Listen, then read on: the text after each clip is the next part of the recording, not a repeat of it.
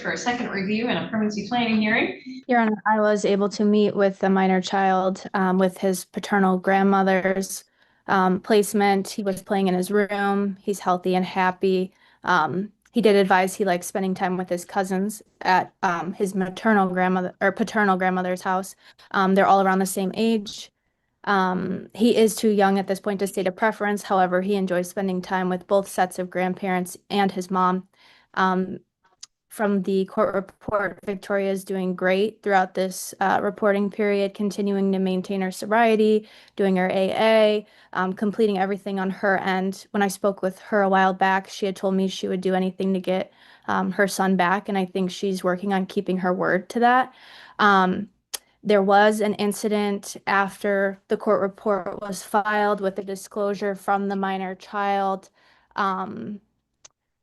With regards to the minor child's uncle, but who is also, I think, just a few years apart. They do share a room at maternal grandmother's house. The minor child did do a CAC interview. There was no specific disclosures made. Um, However, Fostering Solutions did implement a safety plan in which the two minor children are not to be alone together, no changing in front of each other, no sleeping in the same room. Maternal grandmother indicated she would abide by the safety plan.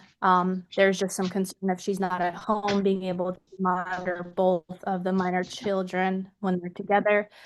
With regards to therapy that has been going on between the grandparents with Brene Moore, I did review her report. Brene did have some concerns with the progress being made.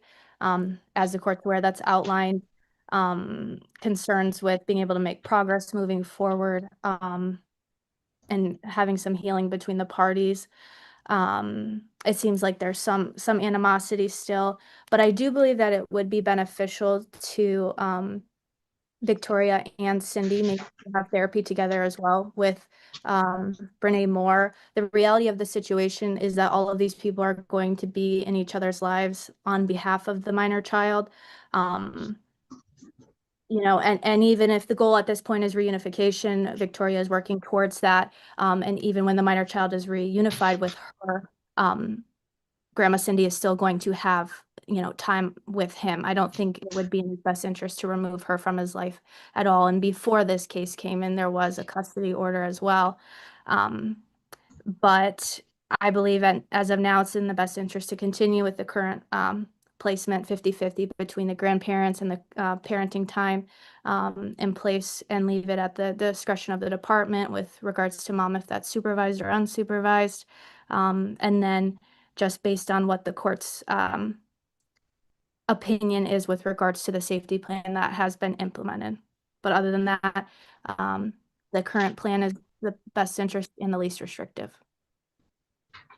Thank you. All right.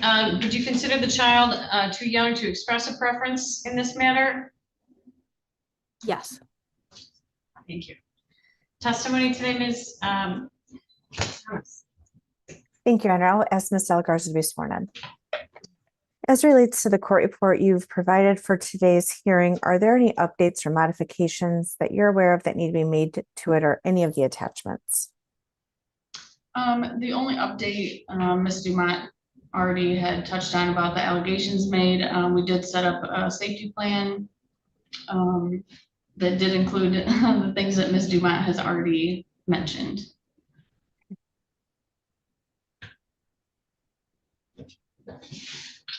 And as it relates to Ms. Dehart and her compliance and benefit from her case service plan, how would you describe that within the last review period?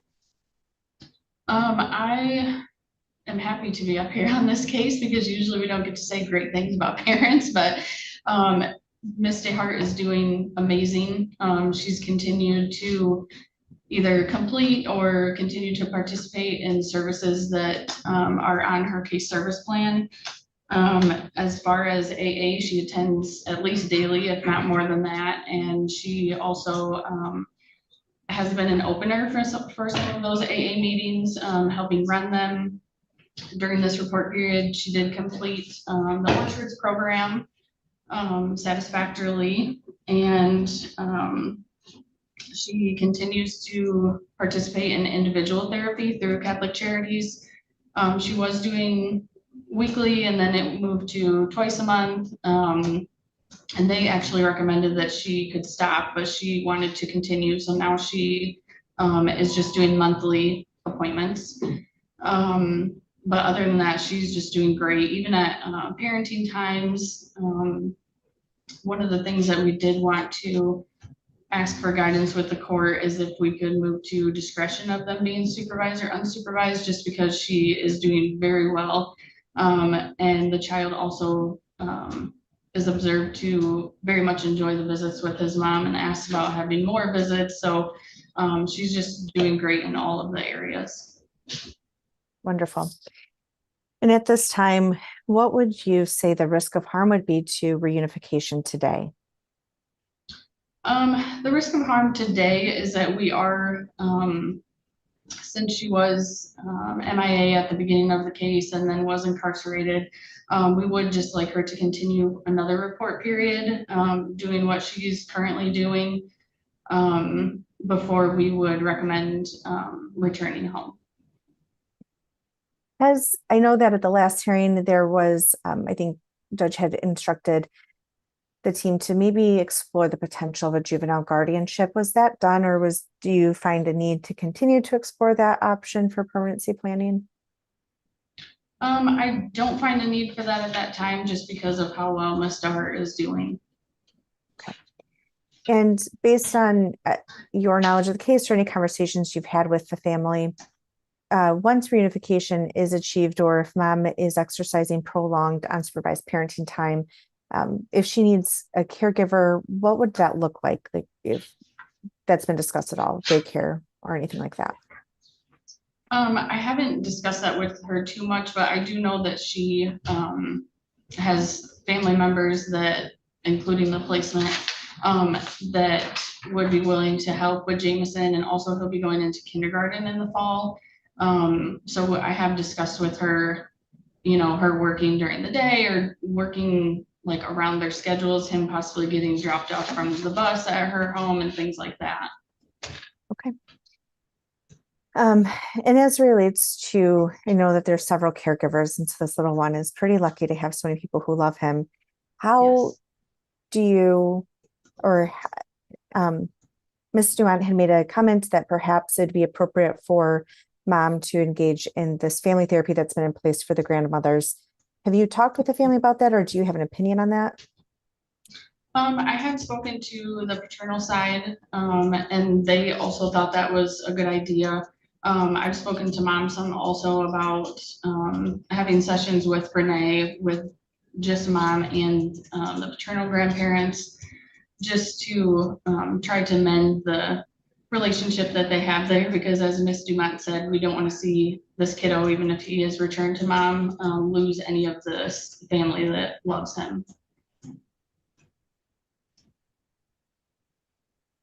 Ms. Moore's report indicates that the kiddo really, and it seems to be bonded and adjusted to both sets of grandparent or grandmothers, but seems to go to the paternal grandmother, you know, unprompted or more regularly. Has she mentioned anything else to you in any of your conversations about whether she thinks that's significant, or is that just an observation? She did state that she, you know, wanted to continue therapy sessions so she could continue to explore that.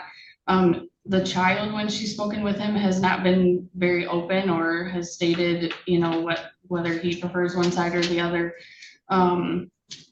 But she did state to me that he goes more to the paternal side. Is there anything else you'd like the court to know from your court report or your knowledge of the case? No, just that mom is doing great. I did forget to mention that she's still continuing to screen, and she has provided negative drug screens since she's been released from jail. She was doing them randomly weekly with through the courthouse, but now she's doing it through her probation officer, but she still continues to test negative. Okay, thank you so much. And with that, Your Honor, I have no further questions of Ms. De La Garza. I would ask the court to accept the court report and its attachments. No objection. No objection. No objection, Thank Your Honor. Thank you. They are received. Questions for this witness, Mr. McFarland?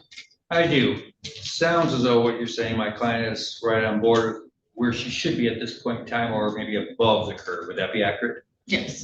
Is there anything that she should be focusing on that she's not focusing on?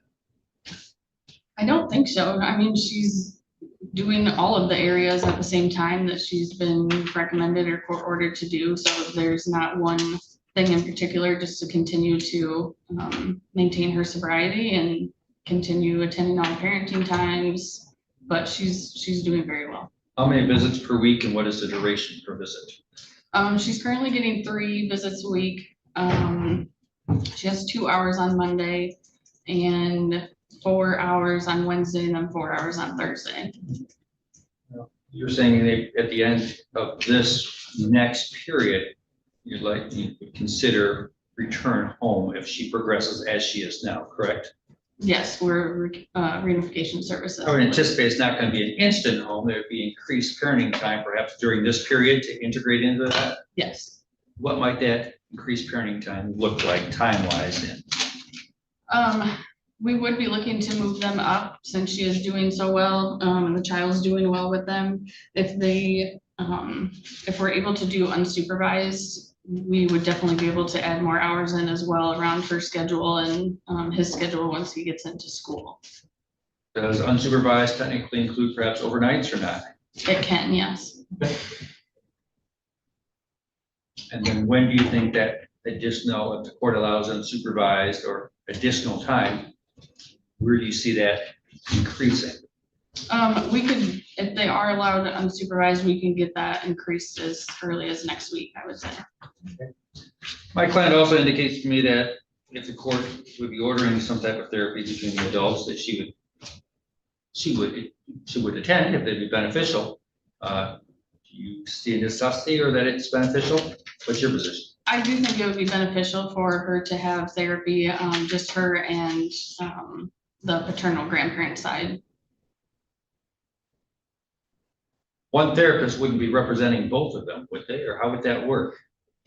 I do think it would be good for Miss Moore to do it just because she already knows the family and has some of the backstory and things like that. But if other parties didn't think that was appropriate, we could look for someone else. I'm just wondering, how do we keep the confidentiality? Ms. Moore would obviously be confidential, but you wouldn't with the other parties, maybe bearing their souls. Maybe give that some consideration, how that might work. I can look into that, yes. Okay. I have nothing further, thank you. Okay, any questions, Ms. Dumont? No questions, Your Honor. Thank you.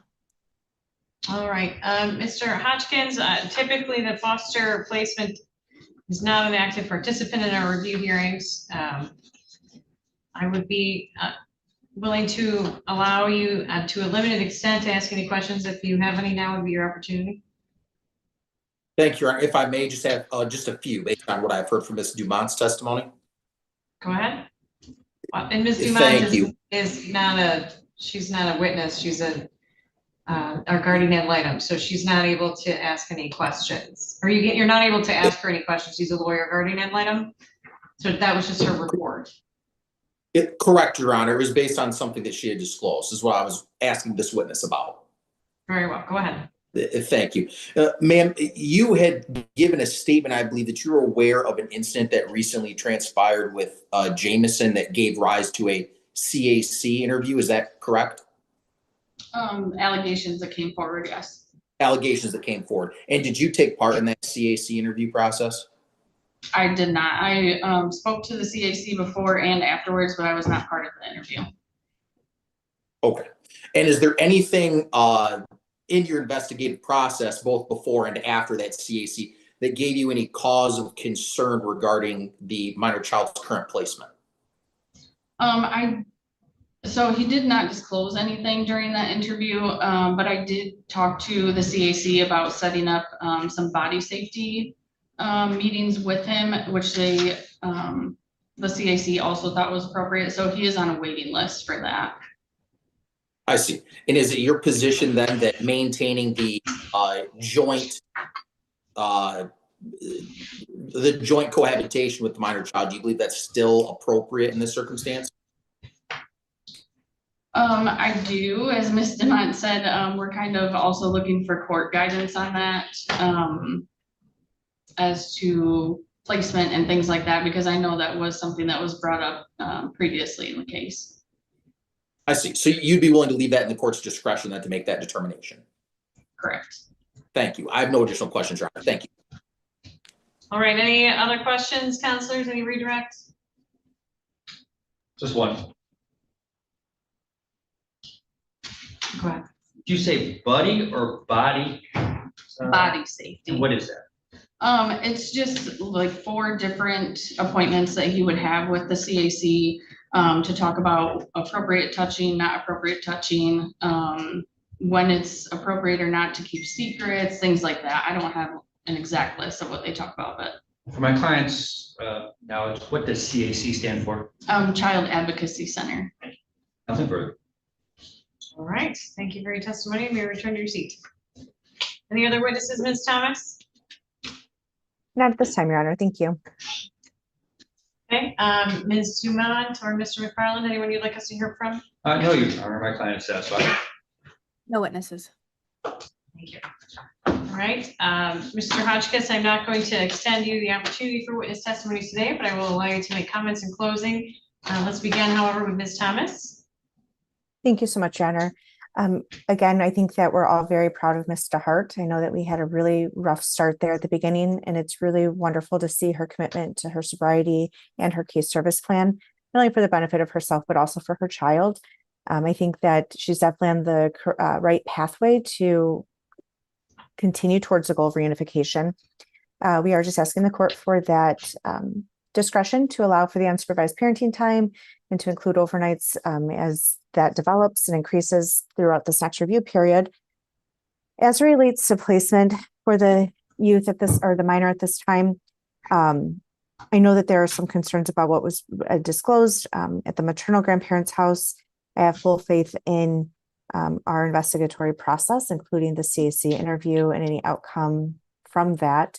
In addition to the safeguards put in place through that safety plan, that this child will be safe while at the maternal grandparents' house. And at the beginning of this matter, we had actually requested that placement be with the paternal grandparents, and the foster care review board had denied that. And we had to go through a whole process regarding placement, and we ended up with this 50-50 setup, so to speak. And I think that it's serving the child's best interest as mom continues to work towards reunification. Again, this child is very loved and very well supported. And I hope that they continue, all of the caregivers continue to work together with Ms. Moore to flesh out some of those familial dynamics that can happen when there are, different families involved with a youth or a child. And so I believe that we have all the services in place that can help us and help this kiddo moving forward. We are asking for a standard 90-day review with that change in parenting time. And I think that's it. Thank you. Okay, any comments today, Mr. Hotchkiss? Yes, Your Honor. Thank you for allowing me the opportunity as well. The only comment I have is relative to placement, obviously, is that's what I'm here for. I do commend Ms. Dehart on her hard work and dedication. I'm proud of her for doing that. I know that my client has voiced to me that she's proud of her for working through this process. So I just wanted to extend my congratulations to all the things that she's been doing so far. So that is excellent to hear. Very happy for her and hope for the return of Jameson to some normalcy in life. However, as we sit here today, and again, I'm advocating on behalf of my client who is joint placement in this regard, there are some concerns. There were allegations. Again, I do agree with Ms. Thomas that the investigative process went underway and did, tell us what it could tell us based on his age. But there are concerns. And I think that if we look at the file beyond the scope of what we're here for today, we're in a situation that if Ms. Dehart does everything she's supposed to do, at the end of the day, we're going to be left with an order of this court or an order of the court that says that my client has some sort of custodial relationship with Ms. Dehart. When I'm talking about placement in this regard, my concern is that the minor child has already been exposed to a large amount of trauma. And if these allegations are true or even close to true, I have a deep concern for the minor child being exposed to additional trauma throughout this process that is not Ms. Dehart's fault. I apportion none of this to Ms. Dehart herself. She did not do this. But I advocate for my client, again, the court to consider full placement being with my client, who is more than happy to effectuate parenting time with Ms. Dehart, are more than happy to work with Brene Moore, or as Mr. McFarland pointed out, perhaps a different counselor or therapist to work with Ms. Dehart, so their relationship after this case closes would be a good and solid relationship. So my only argument today, Your Honor, would be for the court to consider the full placement being with my client as opposed to a joint placement, removing any sort of allegations or obstacles, again, removing any sort of trauma to this minor child and allowing this to naturally gravitate towards what it should be, which is continuing back to that court order. So that would be my advocacy, Your Honor, and I appreciate the court again for allowing me the opportunity to voice those concerns. Thank you. Comments, Mr. McFarland? Well, we've gone through the investigative process, and I think we have a safety plan in place. My client wants it to remain 50-50. So the child, both sides of the family, not alienated from one side. They say actions speak louder than words, and the accolades of the guardian ad litem and the worker on this case, I can't do any better than that, so I will rest. Okay, Ms. Dumont?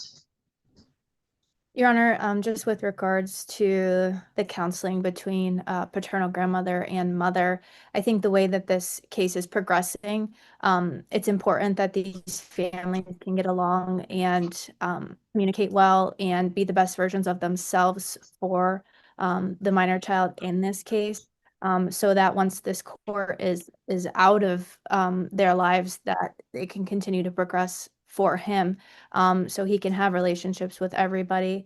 But other than that, I think I would ask the court to allow the department to have the discretion, whether or not mom's parenting time is supervised, unsupervised, or the ability to do overnights.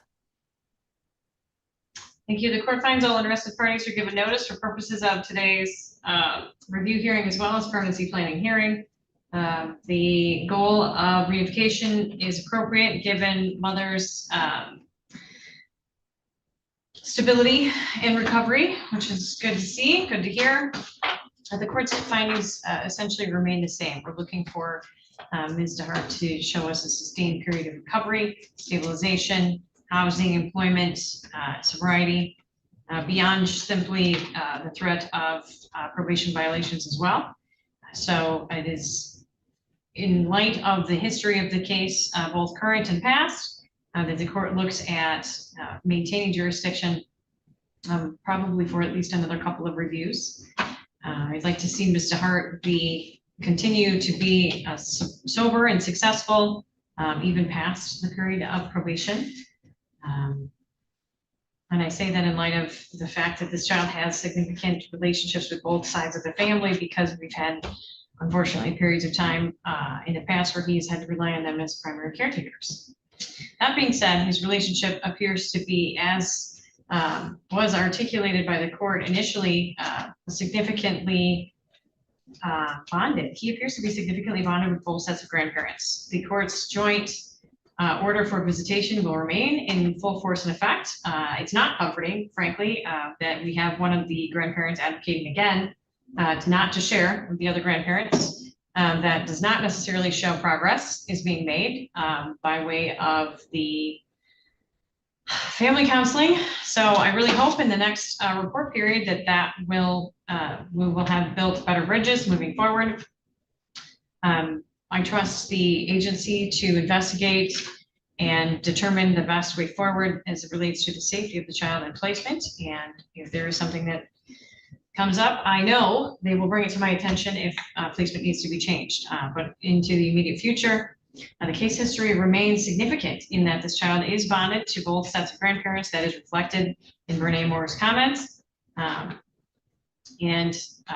That will be the court's order moving forward. This appears to be stabilizing. I hope the grandparents continue to try to do some bridge building, because that's what's in the best interest of this child. And well, I will allow the expansion of visitation as requested for Ms. Dehart, as that appears to be a support for her son as well, which is the point, right? We want everything to be geared towards his success. All right, I'll give you a next review date. In 90 days, it will be also a permanency planning hearing. Given the age of the case, the child has been removed since September of 2024. But as I stated before, I know we want to see a significant period of time on recovery from Ms. Dehart. The case again in 90 days. Let's see. All right, let's go just a little shy. Let's go to, I have Monday, the afternoon of the 20th of October, or Tuesday, the 21st in the morning or the afternoon. Anyone have a preference? My client does not, Your Honor, I've asked. Sorry, Your Honor, I was looking at my calendar, trying to press unmute. I am unavailable the 21st. So the 20th would be preferable. Are you available on the 20th at 1:30, Ms. Dumont? Yes, Your Honor. I'm sorry? Yes, Your Honor. Yes, okay, very good. And Ms. Thomas, you're out the whole day, the 21st? Yes, Your Honor. Okay, good to know. Any other days coming up that we should look at avoiding for you? That just happened today, but I will also be out October 16th and 17th. Appreciate that heads up. Yes, thank you. The time on that, Your Honor.